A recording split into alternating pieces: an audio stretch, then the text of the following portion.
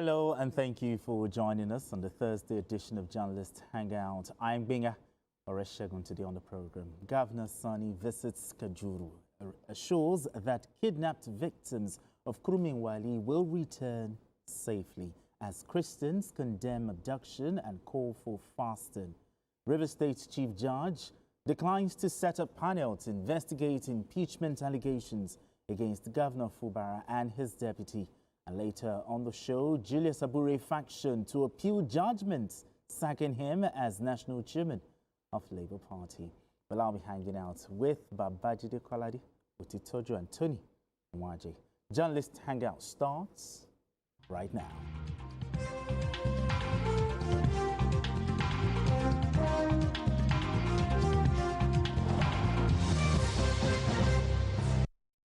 Now let's begin the conversation. When bandits strike, communities are left shattered, and the road to recovery begins with assurance from those in power. Governor Sani of Kaduna State has promised that all 170 persons abducted during Sunday's attack in Kuruminwali village in Kajuru local government area will be rescued and reunited safely with their families. The governor gave this assurance when he led a delegation of senior government officials and heads of security agencies to commiserate with the community. Governor Sani also announced that the Kaduna State government would be responsible for the medical expenses of those who sustained injuries during the attack. On long-term security measures, the governor revealed plans to liaise with the Minister of Defense to establish a military base in Kuruminwali, citing the community's proximity to banditry hotspots. In a related development, the Southern Kaduna Christian Leaders Association condemned the incident, describing it as alarming and unacceptable. And as part of spiritual response to the crisis, the association announced a 2-day fasting and prayer program for the safe return of all abducted persons across Southern Kaduna. 72 hours after the attack, grief still hangs heavily on Kuruminwali community in Kajuru local government area of Kaduna State. For many residents gathered here, the pain is deeply personal. Families are counting 3, 4, and sometimes even more loved ones whisked away during the deadly assault on their places of worship. Now my child area. So you say from your family, how many people were kidnapped? 33, 31, but 3 escaped. Even crying. I know go feel cry man now. But the thing is too much for me. It was into this atmosphere of sorrow that the Kaduna State Governor, Sani, arrived to console the community and families of those abducted during the church attack. The governor moved from family to family, listening to their stories and sharing in their grief. As part of immediate and long-term interventions, Governor Sani announced plans to construct an access road to Kuruminwali and establish a hospital to improve healthcare delivery in the area. Here in Kaduna, as you are aware, every life matters. And we are here to assure our people of Kuruminwali that the government of Kaduna State is collaborating with the security agencies to ensure that all the people that have been abducted return back to Kuruminwali safely. When I came in, I realized that some people have injuries, and we made it clear to all of them that Kaduna State government will certainly take care of everyone that have issues as a result of the unfortunate incident. You have initiated action that is for the rescue of those people who are abducted. And you need nobody to tell you the needs of this community. And I have seen right here, you have given directive to your Commissioner of Works. Given the community's proximity to Regina, the governor further called for the establishment of a military command base in Kuruminwali to strengthen security operations and deter criminal activities. I made it clear to the Minister of Defense that it is important, and I urge him as a Minister of the Defense and someone from Kaduna State who know the terrain very well, to ensure that we have military command here, base, because that's the only way we can be able to protect the people of Kuruminwali. the military have done a lot in addressing the problem that is Kaduna-Abuja Road, which connects Regina. We are going to come very soon and build a hospital, a befitting one in this very important community. And the road aspect is very important. We have already talked to the relevant agencies that have accompanied me, that's the commissioner, and in the next few days, we will do the groundbreaking for the construction of this very important. Kurminwali lies within vast, hard-to-reach terrains in Kajuru, an area residents describe as largely ungoverned. For these people, what remains is loss, fear, and an urgent plea to authorities to secure their community, rescue their loved ones, and ensure they can worship and farm without fear. Beyond the return of their loved ones, they are calling for improved living conditions in this village. Lupe Asom, TVC News, Kurminwali. Now, BKO, it's an unfortunate incident, but the governor's visit to Kurminwali, would you say the governor's visit has brought hope to the people? No, certainly. This kind of situation has happened before. Remember when the students were kidnapped, secondary school and primary school students were kidnapped in similar fashion. Governor Sani went quickly to the area, assured the people that their loved ones will be released, and those children were released. I'm talking about the school on the way to Brinengwari that was attacked by bandits about 2 years ago, a little over 2 years ago. So I'm confident that the governor, working with his friend, the National Security Advisor, will do his best to secure the release of these people. We really must do our best to defeat these terrorists. We have no choice. Wherever we can find help to defeat these good-for-nothing people, we have to find help. Exactly. We have to. We have no choice. Because they are spreading panic all over the place, and their actions are making people question whether there is a government in place. Because we all know that the duty of government is to protect life and property. Yeah, Section 14. Where anyone challenges the government's capacity to protect the people, such person who has placed himself in the firing line deserves no mercy. True. These bandits who are torturing our people in the way that they are doing, we must tell them that enough is enough. And look at these people. Donald Trump is saying, oh, Christians are being targeted. And you have now chosen to be attacking churches. Very unfortunate. The Christian clerics in Kaduna said this is the first time that 3 different denominations will be attacked on the same day. So what is going on? And that's why America thinks we are not protecting Christians enough. And these people know what they are doing. They deliberately go, this is an act of provocation. They deliberately go after churches to pick people, so that Trump will say, okay, I've said it that these Nigerians are not serious, they are not protecting Christians, therefore I will invade Nigeria, therefore I will bomb Nigeria. This is an act of provocation. And I can see that there is some level of politics in this whole thing.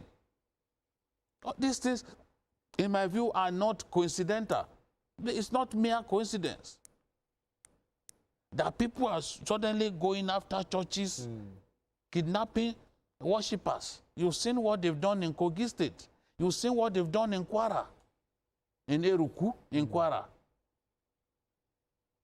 So it's just meant to turn America against Nigeria, especially at a time when America and Nigeria are beginning to work together. Yeah, exactly. This is pure politics that we are seeing. It's pure politics. They've used this module in the past against Goodluck Jonathan, and they are back using it. But the truth is, northern stakeholders, northern leaders must realize that this is a shame on the region. And they've got to find a way to solve this problem. I am a northerner. I'm ashamed that this is happening. There's no northerner who will say he's more northern than me. I will never accept it. I come from the north. I was born in the north. I was raised in the north. I schooled in the north. No one can stand before me and say he's more northern than me. You can't say that. So why, meaning? You can't say that. So we must, as northerners, find a solution from within. That's what we have to do. Allowing this to happen puts immense shame on the entire northern Nigeria. Allowing this to happen, to continue to happen. Because look, why are these things not happening in other parts of Nigeria? When was the last time mass abduction of people happened in Lagos? It's happened before. Remember those children? Yes. Those school children. But when was the last time it happened in Lagos? When was the last time it happened in Akwa Ibom? Why are we allowing it to happen in the north? Why are the leaders not coming together to say we need to put an end to the shame that some people are bringing upon our region? So you think they are not doing enough? They are not doing enough. I don't even see what they are doing. And every leader from northern Nigeria, anytime he reads stories like this, should be ashamed. It's a personal shame. As I feel a personal shame, every northern leader, whether you are a sultan or an emir or anybody, you should feel a personal shame that this is happening. I've never had to speak like this, but it's time to speak like this. We have to tell ourselves the truth. Enough is enough. The people being kidnapped, they are northerners. They are not southerners. Why are we allowing this kind of wickedness to happen to our people? We've got to find a solution. We've got to look within. We've got to look within for a solution. Okay. If everyone is thinking that, oh, Bola Tinubu will solve the problem, oh, this person will solve the problem, then they don't know what they are talking about. They've got to come together. Rather than focus on politics, because it seems that it's only politics that brings people together. That's what they understand. After politics, don't we have an obligation to protect our people? Great leaders of the north, the Sardaunans, if they were alive and this is happening, they would have found a solution. Because they were very inventive, they were very forward-looking, and they were problem solvers. Come on, what is going on? Just kidnapping people? And in most cases, we know where these people are. We heard the governor of Zamfara saying that we know where the bandits are. What have we done since we know where they are? Okay. Is this how we'll continue as a country? All right. Putting people to shame in this manner? Not going from church to church, kidnapping people. Come on. I mean, this is sad. I mean, I understand why BK is a bit emotional about this. But talk to me, the government's response. How would you analyze the government's response so far since this incident happened? Are you impressed? I'm not impressed. You know, initially they denied that something like that ever happened. Though now they've owned up. So let's just leave what's happened before. Okay. Now they've owned up, and I don't want to start looking at the numbers. The issue is that people were kidnapped, and we talk about these things almost all the time. All the time. Just like JJ said, it's not all about politics most times. As the governor of your state, before you start calling on the president, you live among these people who commit these crimes on a daily, on a weekly or monthly basis. Now we have issues like this. What are you doing? These guys don't come from the skies. They live among us. They come, they don't take 10, they don't take 20, they don't take 30, they take hundreds. And they disappear into, you just fade into thin air. And we keep talking about it. The next thing you're going to hear is that they are, requesting for a ransom. And some of them quickly pay these things, and then, just take it away from the media eyes and all that. They pay, and when you do that, you enable these guys to continue. Because they must fortify their armory. They need to buy more arms. You embolden them to do. Mikhail said the northern elders are not doing enough. Yeah, it's correct. You know why I said it's correct? Because it has happened over time. And again, I said before that these people live amongst them. They don't come from Listen, they are just they are border states. If, for instance, you are coming from a state A to B, what they need at that point is collaboration between these states. They don't come from a state. Yeah. Okay, collaboration between the states. I said, enough of this. Enough of this. You can't tell me that let's say, for instance, in the past 6, 7, 8 years, it keeps, it happens all the time. And these people who we call our governors, who are supposed to protect lives and property, are not doing anything about it. While we sit down here and we're looking at it like on a chart, I know this is possible, why, so why, in practical terms, why are they not working? It tells you that there's more to this than we can see. Because they happen all the time. These are people, we have cases of where governors fraternize with these people, they come call them at the party, they tell them this is what you're going to pay. And even this one, that, one of the demands that they're going to pay 1.7 million for each of the 17 motorcycles destroyed by the military. And at the end of the day, they pay this. So let's just be realistic. Okay, but Khan has now said that, they would pray, fast, even though they've condemned it. But beyond the fasting, what should, that's why I said, when you mention fasting, please, let's just don't, let's not mention fasting and all that. We've done that many times. It goes beyond fasting. These are practical things. We need to step out there and deal with these people severely. We know them. Flush them out of the system. Otherwise, we keep talking about, we've been talking about this over and over again. Has it changed? So I commend the fact that the governor went there. Yes. Yeah, and after going there, back to his office, sit down, say, okay, based on what we see today, what we've seen at the crime scene, what do we do? It's not about going there and then let it go. And then they release these people, they sew uniform for them, they flash them on TV, and everything dies, and then it happens again. What are you going to do? You don't, and who are those who, why would they release them? At the point of releasing them, why not arrest them? They arrest them, and then we don't hear about, they release them, we don't hear about arresting these people who commit this crime on a daily basis. Until we start doing that, that's, making progress in error. Mikhail, beyond fasting and prayer, what should be done to make sure that we don't have a repeat of this? We have to kill these guys up to the last man. The bandits that we see in northern Nigeria, who are putting the entire country to shame, they've got to be exterminated to the last man. The sort of justice served on Tamil tigers in Sri Lanka, that is what these guys deserve. To the last man. Anything short of that, we are just wasting our time. Because these guys don't think the way we think. They don't believe in God. They are enemies. The fact that they bear Muslim names does not mean they are Muslim. They are not Muslim. Exactly. Will you tell me that Bello Tuji, for example, is a Muslim? It's not a Muslim. It's not a Muslim. Okay. So their conduct does not even show that they believe in God, in the religion. A lot of us, we've lived with Muslims, we grew up there.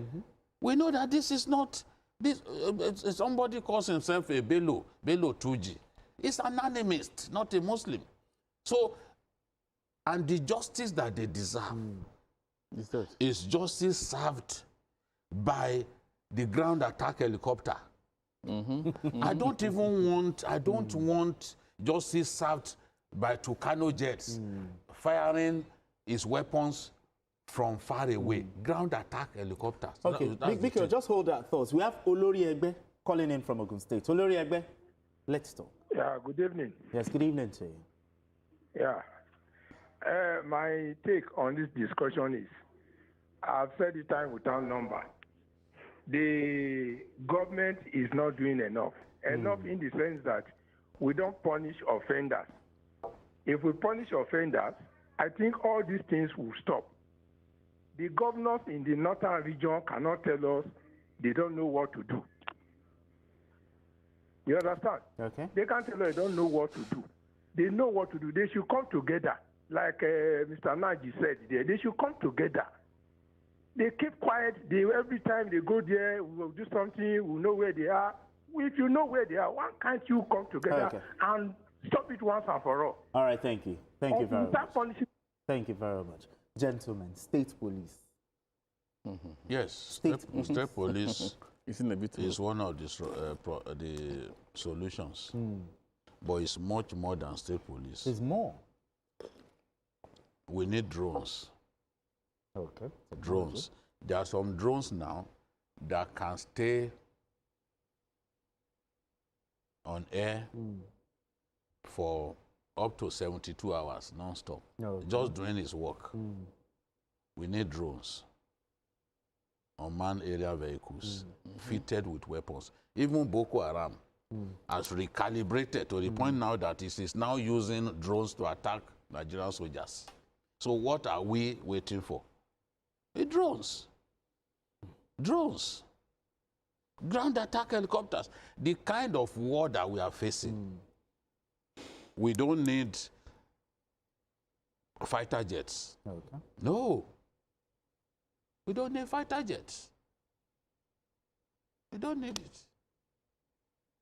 Ground attack helicopters that will provide close air support for ground troops and is unleashing its missiles mercilessly on people who have shown that they don't deserve to live with us. That is what we want. If Trump sends an Apache helicopter to me now, what we will do with the Apache helicopters, those guys, in fact, once they sight it, they will start running. Because what the ground attack helicopter can do, an aircraft flying at high altitude, dropping bombs, cannot do it. It is the ground attack helicopter. That's what we should invest a lot more on. Okay. That's what we should, and because they are rugged and they can provide close air support for surface troops while unleashing hellfire on earth, while unleashing it on these good-for-nothing people. Anything short of that, honestly, we are wasting time. By now, we should have declared a war. Total war. We should have, I've been saying it, but they don't want to do it. They tell, oh, no, this is not, it will not work. I listen to generals, I listen to other people, not agreeing that what I suggested, a total war in the contiguous states. If it's going to take 3 months, we know it's going to take 3 months. It's expensive. So should we be sparing any costs? Should we be sparing any cost? When we look, see, if we take away these guys, agri production itself will go up. The GDP of our country will go up. People will be able to fend for themselves. They are not allowing people to access their farms. And we're watching them. Bello Tuji, a little boy like Bello Tuji, will be telling people that if they don't pay money, that they are not going to have peace. People will now flee their communities for a little boy. I mean, it's embarrassing. All right, Tony, your last take before we need to move straight to I mean, like what Jesus said, it's true. I think it's high time we change tactics. Deal with these people squarely, you know. No mercy.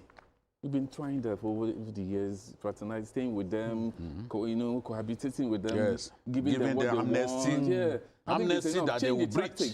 Take the war to them. Take the war to them. I agree with you.